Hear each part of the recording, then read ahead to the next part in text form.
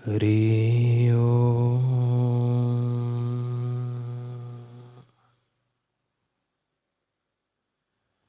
हरि ओम।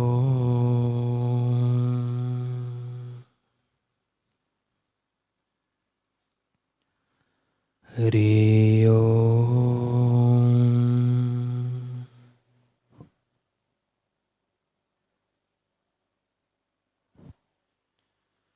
ओम श्री सद्गुरु परमात्मने नमः।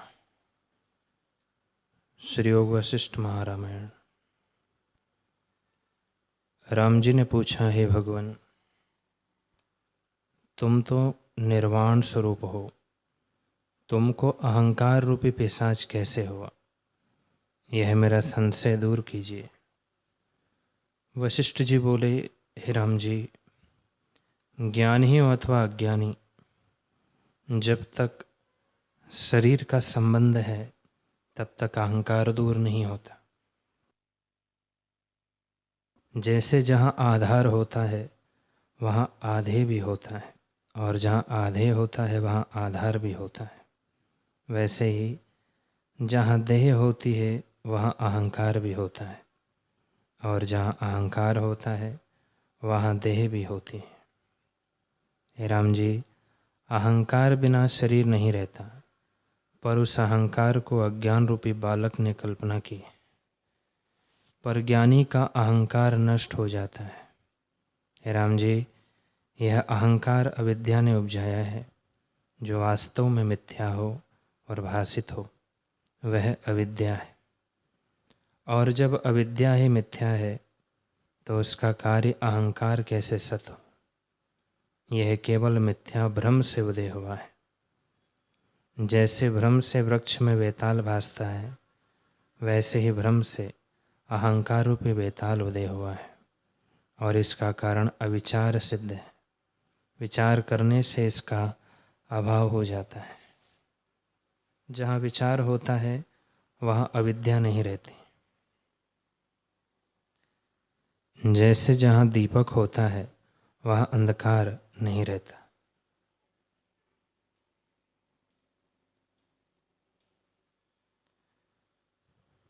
क्योंकि दीपक के जलने से अंधकार का अभाव हो जाता है, वैसे ही विचार के उदय होने पर अविद्या का अभाव हो जाता है। जो वस्तु विचार करने से ना रहे उसे मिथ्या जानिए, और जो आप ही मिथ्या है तो उसका कार्य कैसे सत्य हो? इससे अहंकार को मिथ्या जानो। जैसे आकाश के वृक्ष का कारण कोई नहीं, वैसे ही अहंकार का कारण कोई नहीं।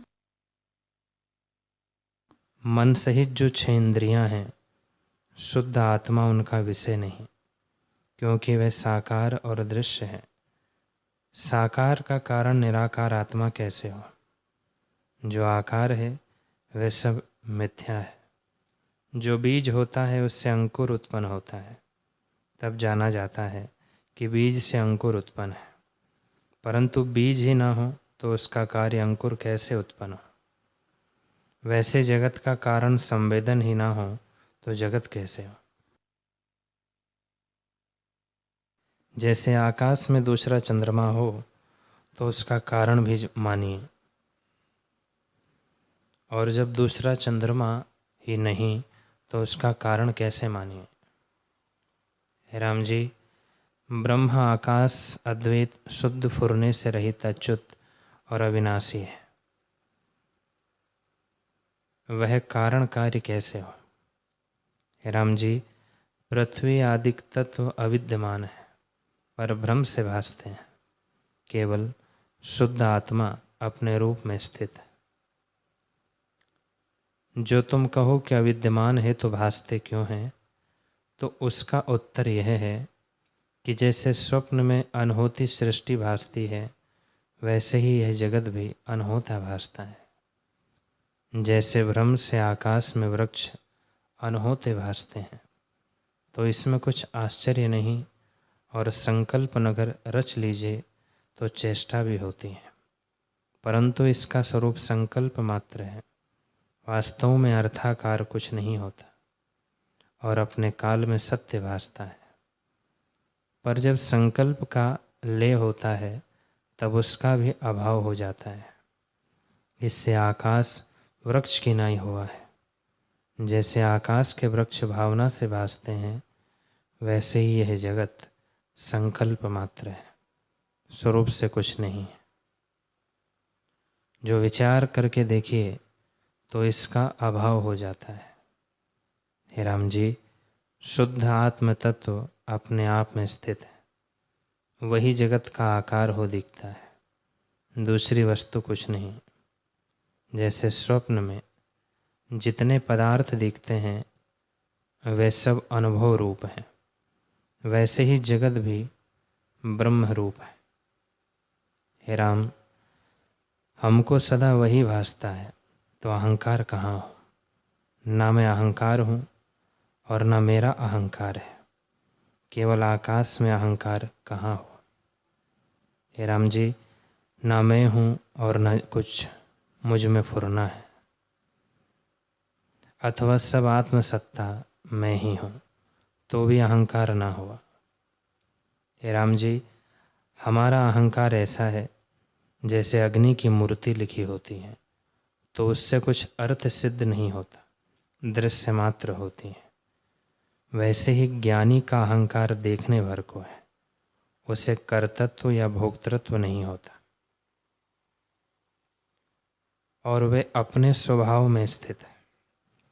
सब ज्ञानवानों का एक ही निश्चय है कि ब्रह्म ही है और अहंकार का अभाव है। अहंकार न आगे था, न अब है और न फिर होगा। ब्रह्म से अहंकार शब्द जाना जाता है। हे राम जी, जब ऐसे जानोगे तब अहंकार नष्ट हो जाएगा।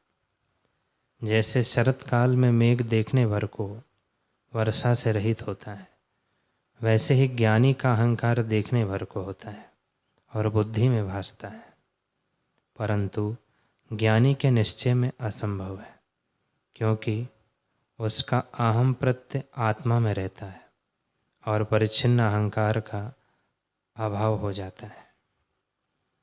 जब अहंकार नष्ट होता है तब अविद्या का भी नाश हो जाता है और यही अज्ञान का नाश है। ये तीनों पर्याय हैं। हे राम जी, अपने स्वभाव में स्थित रहो और प्रकृत आचार करो। हृदय से शिला कोशवत हो रहो और बाहर इंद्रियों की सब क्रियाएं हो। अपने निश्चय को गुप्त रखो और सब इंद्रियों को इस प्रकार धारण कर जैसे आकाश सबको धारण कर रहा है। अंतर से शिला के जठरवत रहो, तब देखने भर को तुम में भी अहंकार दृष्टि आएगा। जैसे अग्नि की मूर्ति लिखी दृष्टि में आती है, वैसे ही तुम में अहंकार दृष्टि होगा, परंतु अर्थाकार ना होगा। केवल ब्रह्म सत्ता ही भासेगी और कुछ ना भासेगा। राम जी ने पूछा, हे भगवान, बड़ा आश्चर्य है कि तुमने अहंकार के त्याग से परम सत्य की प्राप्ति का उपदेश किया है। यह परम दशा है और राग द्वेष मल से रहित, निर्मल, उत्तम, अविनाशी और आदि अंत से रहित है। यह दशा तुमने परम विभूता के लिए कही है। हे भगवान, सर्वदा सब प्रकार सब वस्तुएं वही ब्रह्म सत्ता है और समरूप सत्ता के अनुभव से परम निर्मल है। तो शिलाख्यान किस निमित्त कहा है, सो कहिए। वशिष्ठ जी बोले, हे राम जी, यह तो सब में सर्वदा और सब से रहित है, पर उसके बोध के लिए मैंने तुमसे शिलाख्यान का दृष्टांत कहा है। हे राम जी, ऐसा स्थान कोई नहीं जहाँ सृष्टि ना हो। सब स्थानों में सृष्टि है, पर आदि से कुछ नहीं बना और सर्वदा सृष्टि बसती है। शिला के कोश में भी अनेक सृष्टि है। जैसे आकाश में शून्यता है, वैसे ही शिलाकोश में भी सृष्टि है। श्री राम जी ने पूछा, है भगवान, जो सब में सृष्टि बसती है तो आकाश रूप क्यों ना हुई? वशिष्ठ जी बोले, हे राम जी, यही मैं भी तुमसे कहता हूँ कि जो कुछ सृष्टि है वह सब आकाश रूप है। स्वरूप में सृष्टि उपजी ही नहीं, सर्वदा आत्मसत्ता अपने आप में स्थित है। और आकाश की बात क्या कहनी है, शिलाकोश में सृष्टि बसती है और आकाश रूप है, अर्थात कुछ हुई नहीं। हे राम जी, पृथ्वी में ऐसा अणु कोई नहीं जिसमें सृष्टि ना हो। अणु अणु में सृष्टि है और सब ओर से बसती है, परंतु परमार्थ से कुछ नहीं बना, केवल आत्मरूप है। और सब सृष्टि शब्द मात्र है। जैसे यह सृष्टि भासती है वैसे ही वह भी है। जो यह शब्द मात्र है तो वह भी शब्द मात्र है, और जो यह सत्य भासती है तो वह भी सत्य भासती है। हे राम जी, ऐसा कोई जल का कण नहीं जिसमें सृष्टि ना हो, सभी में सृष्टि है। और यह आश्चर्य देखो कि इसके बिना कुछ नहीं। ऐसा कोई अग्नि और वायु का कण नहीं जिसमें सृष्टि ना हो, सब में सृष्टि है और वह आकाश रूप है, कुछ बना नहीं। ब्रह्म सत्ता अपने आप में सदा ज्यों की त्यों स्थित है। हे राम जी, आकाश में ऐसा कोई अणु नहीं जिसमें सृष्टि ना हो, परंतु कुछ उपजी नहीं। ऐसा ब्रह्म अणु कोई नहीं जहाँ सृष्टि ना हो, परंतु स्वरूप से कुछ हुई नहीं। ब्रह्म सत्ता अपने आप में सदा स्थित है। हे राम जी, ऐसा अणु कोई नहीं जिसमें ब्रह्म सत्ता नहीं, और ऐसा कोई चित्त अणु नहीं जिसमें सृष्टि नहीं। पर जैसे किसी ने अग्नि कही और किसी ने उष्णता कही तो उसमें भेद कोई नहीं, वैसे ही कोई ब्रह्म कहते हैं और कोई जगत कहते हैं। शब्द दो है परंतु वस्तु एक ही है। जगत ही ब्रह्म है और ब्रह्म ही जगत है, कुछ भेद नहीं। जैसे बहते जल का शब्द होता है पर उससे कुछ अर्थ सिद्ध नहीं होता, वैसे ही जगत मुझको कुछ पदार्थ नहीं भासित होता, क्योंकि दूसरी कोई वस्तु बनी नहीं। मैं, तुम और यह जगत, सुमेरु आदि पर्वत, देवता, किन्नर, दैत्य, नाग इत्यादि सब जगत निर्माण स्वरूप है। आत्म तत्व में कुछ नहीं बना। ये बोलते चालते जो जीव भासते हैं उसे स्वप्न की नहीं जानो। जैसे कोई पुरुष सोया हो और स्वप्न में उसे नाना प्रकार के युद्ध होते या यंत्र बजते और चेष्टा होती दिखाई दे, पर जो उसके निकट जागृत पुरुष बैठा हो उसको कुछ नहीं भासित होता, क्योंकि बना कुछ नहीं और उसको सब कुछ भासता है। वैसे ही ज्ञानी के हृदय में जगत शून्य है और अज्ञानी को भ्रम से नाना प्रकार का दिखता है। इससे हे राम जी, इस जगत को स्वप्नवत जानकर प्रकृत आचार करो और हृदय से शिला की नाई हो कि कुछ न फुरे। ब्रह्म और जगत में रंच भी भेद नहीं। ब्रह्म ही जगत है और जगत ही ब्रह्म है। जगत का स्पष्ट अर्थ ब्रह्म से भिन्न नहीं।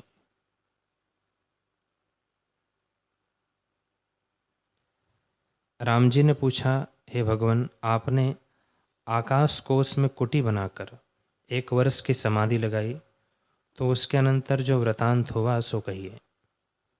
वशिष्ठ जी बोले, हे राम जी, जब मैं समाधि से जगा तब आकाश में एक परम मनोहर वीणा की तान के सदृश अंगना का शब्द सुना।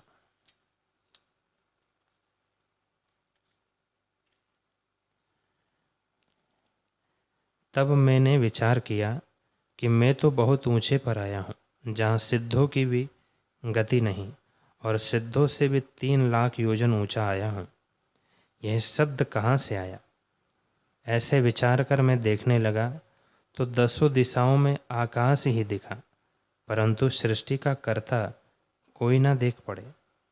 तब मैंने विचार किया कि सृष्टि आकाश में होती है, इससे मैं आकाश ही हो जाऊं और इस शब्द को जान पाऊं कि किसका शब्द है, बल्कि आकाश को भी त्याग कर चिदाकाश हो जाऊं, जहाँ भूताकाश भी कुटी सा भासता है। तब इसका भी अंत भासेगा और जान लूँगा कि यह किसका शब्द होता है। ऐसे विचार कर मैंने निश्चय किया कि यह शरीर यहाँ रहे और नेत्र मुंदे रहे। तब पद्मासन लगाकर मैंने बाहर की इंद्रियों को रोका और जो इंद्रियों की वृत्ति शब्द आदि को ग्रहण करती थी उसको भी रोक लिया।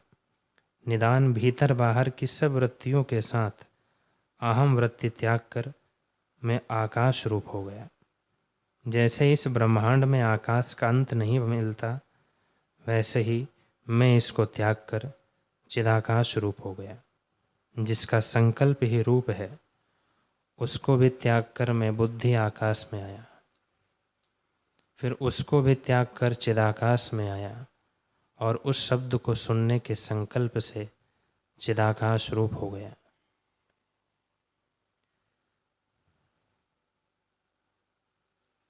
जैसे समुद्र में मिली जल की बूंद समुद्र रूप हो जाती है, वैसे ही मैं चिदाकाश रूप हो गया, जो निराकार और निराधार है, सबको धारण कर रहा है और परमानंद स्वरूप शांत और अनंत है, और जिसमें सब ब्रह्मांड प्रतिबिंबित होते हैं। जब मैं आत्मा के आदर्श में स्थित हुआ, तब मुझको अनंत सृष्टियाँ अपने आप में भासित होने लगी। जैसे सूर्य की किरणों में त्रिश्रेणु होते हैं, वैसे ही ब्रह्म में सृष्टियाँ हैं, परंतु जीव जीव की अपनी अपनी सृष्टि है। एक की सृष्टि को दूसरा नहीं जानता।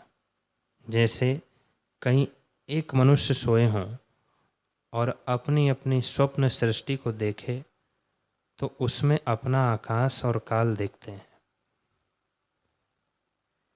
एक की सृष्टि को दूसरा नहीं जानता, परंतु ज्ञानी सब सृष्टियाँ अपने में देखता है। वैसे ही मुझको सब सृष्टियाँ चिदाकाश में भासित हुई, पर जीवों को अपनी अपनी सृष्टि भासती थी। हे राम जी, एक सृष्टि ऐसी भासी कि उसमें कोई आवरण ना था। जैसे पृथ्वी के चौफेर समुद्र होते हैं, कहीं कहीं एक ही भूत का आवरण था। कहीं ऐसी सृष्टि दृष्टि में आई जिस पर पांचों तत्वों का आवरण था। प्रथम पृथ्वी का, दूसरा जल का, तीसरा अग्नि का, चतुर्थ वायु का और पंचम आकाश का। कहीं ऐसी सृष्टि देखी जिन पर चार ही तत्वों का आवरण था। कहीं ऐसी सृष्टि देखी जिन पर 6 आवरण थे। कहीं 10 आवरण नजर आए। कहीं ऐसी सृष्टि दृष्टिगत हुई जिस पर 16 आवरण थे, और कहीं ऐसी देख पड़ी जिन पर 34 आवरण थे। कहीं तत्वों के 36 आवरण से युक्त सृष्टियाँ भी देखी। हे राम जी, इस प्रकार मैंने चिदाकाश में अनंत सृष्टियाँ देखी, परंतु सब आकाश रूप थी। आत्मा से कुछ भिन्न वस्तु न थी। मन के फुरने से मुझको सृष्टि देख पड़ी, क्योंकि सब संकल्प मात्र ही था, कुछ बना नहीं। जैसे दीवार पर चित्र लिखे हों, वैसे ही आत्मरूपी दीवार पर चित्र रूप सृष्टि दिखी कि अपने अपने व्यवहार में सब मग्न है। हे राम जी, ऐसी अनंत सृष्टियाँ देखी, पर एक ही की सृष्टि को दूसरा नहीं जानता था। ऐसी अनंत सृष्टियाँ देखी, पर एक की सृष्टि को दूसरा ना जानता था। सब अपनी अपनी सृष्टि को जानते थे। जैसे अनेक मनुष्य एक ही काल में शयन करते हैं और अपनी अपनी सृष्टि स्वप्न में देखते हैं, तो भी दूसरी सृष्टि को वे नहीं जानते। हे राम जी, कुछ ऐसी सृष्टियाँ देखी जहाँ न सूर्य का प्रकाश था, न चंद्रमा का, न अग्नि का प्रकाश था, पर उनकी चेष्टा होती थी। कहीं ऐसी सृष्टि देखी जहाँ सूर्य और चंद्रमा है, और कहीं ऐसी देखी कि उसको काल का ज्ञान भी नहीं, और ना वहाँ कोई दिन है ना रात्रि है, सदा एक समान रहती है। कहीं महाशून्य रूप तम ही दिखा, कहीं ऐसा दिखा कि देवता ही रहते हैं, कहीं मनुष्य ही रहते हैं, कहीं तिर्यक पशु पक्षी कीट पतंग ही रहते हैं, कहीं दैत्य ही देखे, कहीं जल ही देखा और कोई तत्व ना देख पड़ा। कहीं ऐसी सृष्टि नजर आई जहाँ न शास्त्र का विचार ही नहीं, जहाँ शास्त्र का विचार ही नहीं, कहीं शास्त्र पुराण विपर्य रूप थे और कहीं समान थे। कहीं प्रलय होता देखा और कहीं उत्पत्ति होती देखी। हे राम जी, इसी प्रकार अनंत सृष्टियाँ मैंने देखी, परंतु जब स्वरूप की ओर देखता तब केवल ब्रह्म रूप ही दिखता और कुछ बना ना दिखता, और जब संकल्प करके देखता तब अनंत सृष्टि दिखती।